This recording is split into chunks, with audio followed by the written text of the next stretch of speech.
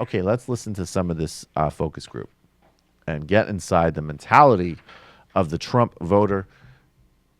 We'll listen to this, obviously, to make fun of it a little bit, but I think also because it is important to understand some of the concerns and some of the demographics that are driving this candidacy, because just as Bernie Sanders exemplifies a positive upward trend, Donald Trump represents a negative downward trend, but it's a trend that isn't going to disappear overnight. So we got to check it out.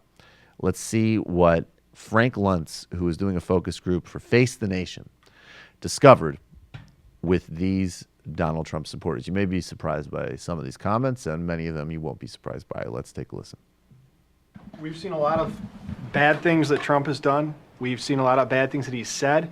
However, we've got a lot more problems in this country that I feel that he is more qualified to handle.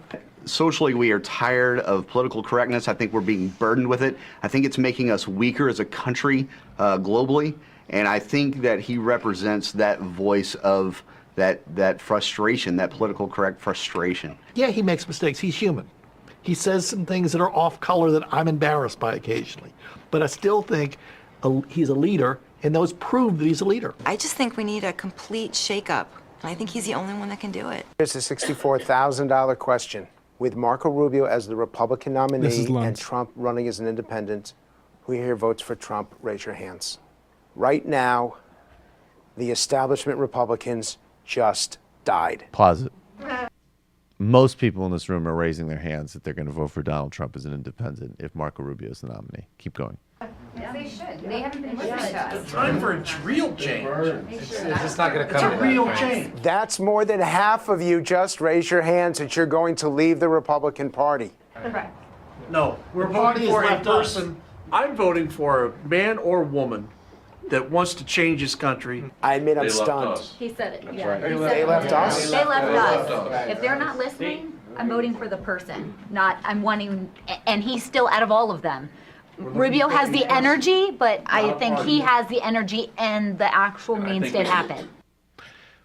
It's what we've talked about many times before. It's just this weird hero leadership worship. It's a leadership fetish. It's presidential selection via xenophobia, bigotry, and policy cluelessness mixed with the business bestseller rack at an airport. That's all it is. And Donald Trump is the perfect candidate for that. And it's very interesting to hear people say, well, actually, he does say some things that are offensive. He does say some things that are embarrassing to hear, but he's just got this X factor that he's got this instinct for leadership, which we fetishized as a culture even beyond politics. Obviously, it's not to say, look, leadership is real. There's real leadership qualities, of course. But we've built a cottage industry on the leadership secrets of this guy, the entrepreneurial way of that asshole, the, distinctive creative insights of this megalomaniac.